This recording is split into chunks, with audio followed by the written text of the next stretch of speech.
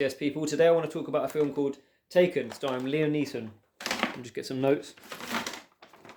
Now, I think Liam Neeson, I've watched him for practically my whole life. I think the first film I watched him in would have been Star Wars: The Phantom Menace from '99. His most remarkable film for me would be Schindler's List. Remarkable film, remarkable performance, and sort of one of those performances sort of like just puts you in the, for me, like my pantheon of actors that I'll just remember for the rest of my life, and for their specific, like, groundbreaking roles. So Taken is something that came, I think it was 2007. So it came after his. Liam Neeson wasn't known as an action star. Later in life, some actors get the. I don't know if you wouldn't necessarily call it a revival. He was always huge, but they sort of dip into another genre. They become sort of rough and rugged. They play the dad figures. They play revenge thrillers, and this is what Taken is. So it came 2 years after, I want to say 2 years after Batman, where he played Ra's al Ghul, which was a big action film directed by Nolan. So we knew that he could play around in that sort of playpen. And here he played, and Taken is, I'm not sure if I've come across many people that do not like Taken. Taken is like, I think it's like tremendous. I think it's really well done. I think it's brutal at times. It's violent. It's scary. And Liam Neeson is just that guy to play the role. Many guys would have.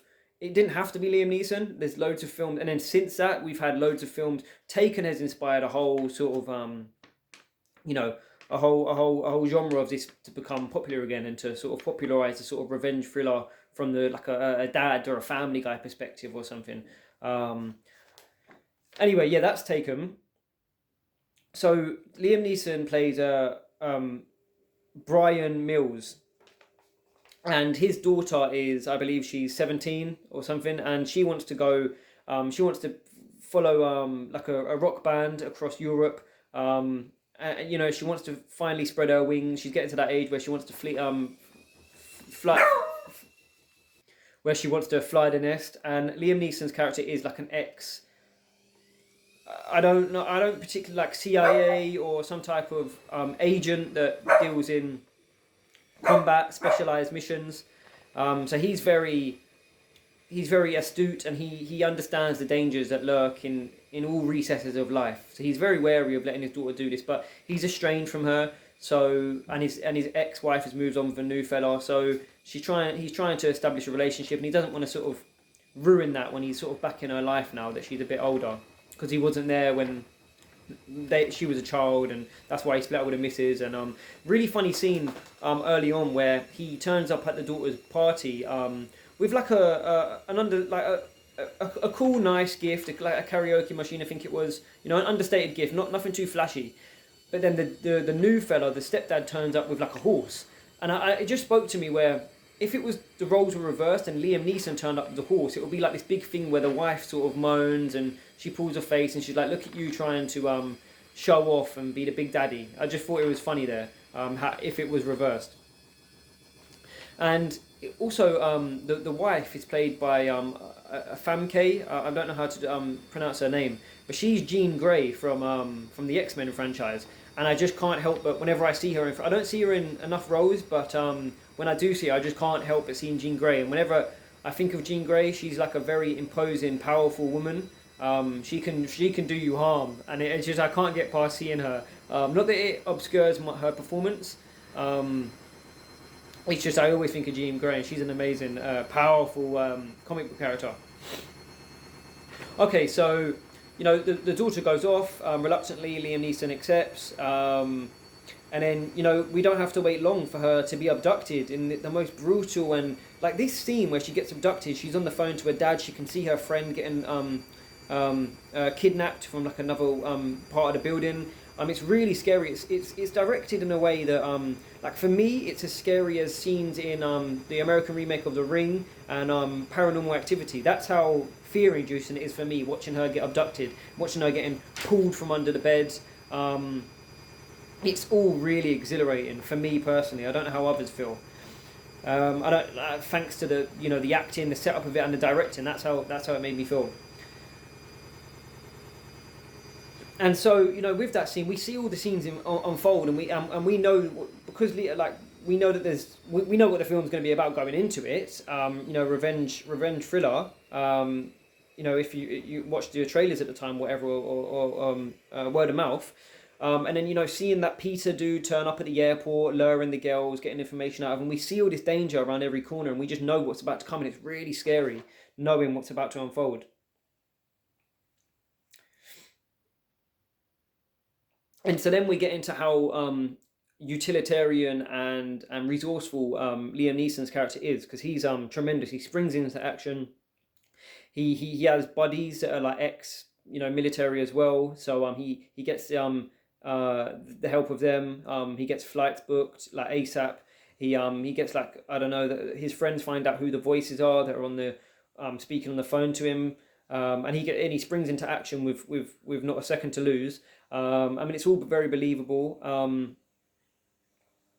And, you know, we get that famous line. We get the famous line of dialogue from Liam Neeson that "I will find you and I will kill you." It never gets old. I actually rewound it back to when he started the phone call with the villain, just so I could hear it again. It's tremendous. It's a tremendous bit of. They must have known, when whoever wrote it, and then when Liam Neeson was saying it on set, they must have known that that was going to be like the sort of the takeaway from the film. You know, the sort of the selling point.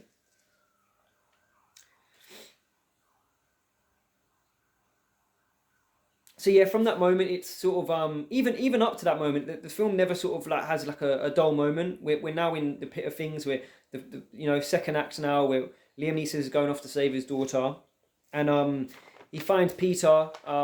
Great little chase scene. It's not a big budget on this film. They didn't spend too much. Nothing at all. Like, I say nothing at all. They had like one big action sequence where there was an explosion on a construction site. And I think the budget sort of, I don't know if it went up very much in the sequel either. I think it did, because there was a lot of chase scenes and whatnot. But anyway, yeah, going on to the construction scene. That was the construction site scene where Liam Neeson is now trying to discover which one is his daughter out of all the girls that have been abused. And it is harrowing, actually, seeing all the girls in that condition.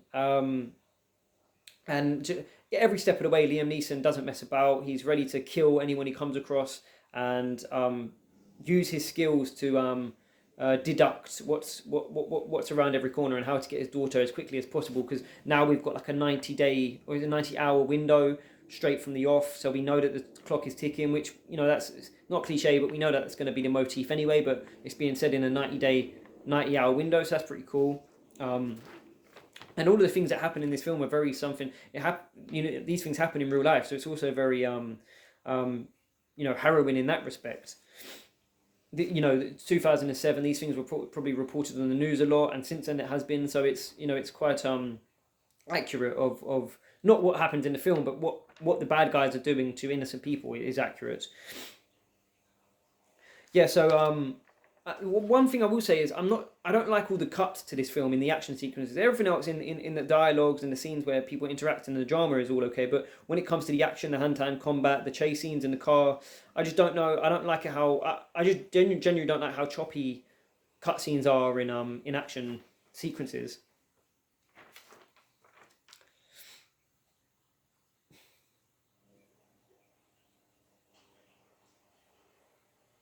Yeah, I must say, before I leave the construction site scene, there's lots of mileage in that, because obviously it's like a construction scene with just like, they can reuse sort of certain shots with the hut just in different, like, use the hut that the girls were in, but just in different locations, different angles and stuff, and like all the hills and the mountains that are there. They can use all that again, so I thought they got a lot of mileage out of that scene.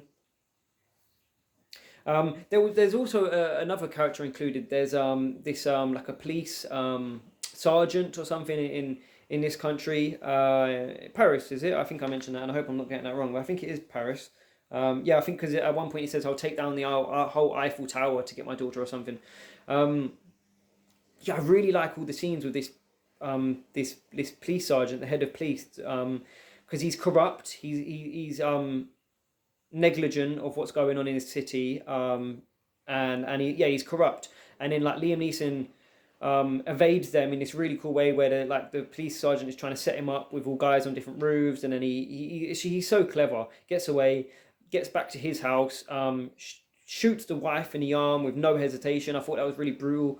And then sort of gets this sort of police badge to then further his journey in finding his daughter. I just love all the scenes with the police guy. And it sort of illustrates how in these revenge films the good guys can very quickly, like, they really quickly turn into bad guys, but they're doing it for a good cause. Like just shooting the wife like that is just brutal. No messing about.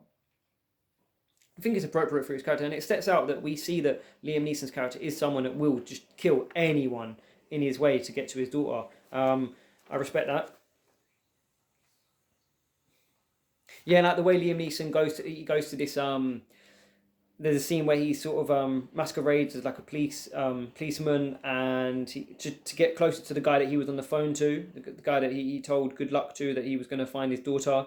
And it's great how he gets the tea, sipping on the tea or the coffee, and he sort of works out who's who. He sees all the tattoos on the arms, and he's just going up against like 8 guys. Brilliant. And then we're hurtling to the end now. We're sort of a really disgusting scene where like there's an auction in for the girls. Liam Neeson does his thing, finds his daughter, gets held hostage, and then by he doesn't get made to look like James Bond, but he does get out by real luck, by like the ceiling, the thing that he's handcuffed to falling down, and then he gets out that way. Don't love that, but like at least he's not made to look like James Bond. We know he's like really skilled, so they could have done something really cool, which they do in the sequel.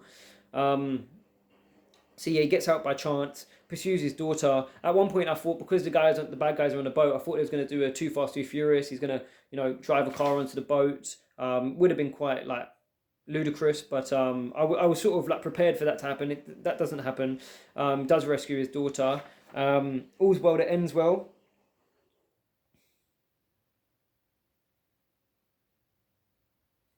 Yeah, so I do feel I do feel that it's like a modern classic for me. I'll watch Taken every so often. Yeah, modern classic. I think it's great for Liam Neeson's discography, his career. I think it was a great film at the time. It was very popular at the time. It really was. It will go. It's one of those films that for people that are not big film fans, they've seen Taken. So yeah, Taken 2 review to follow. Thank you.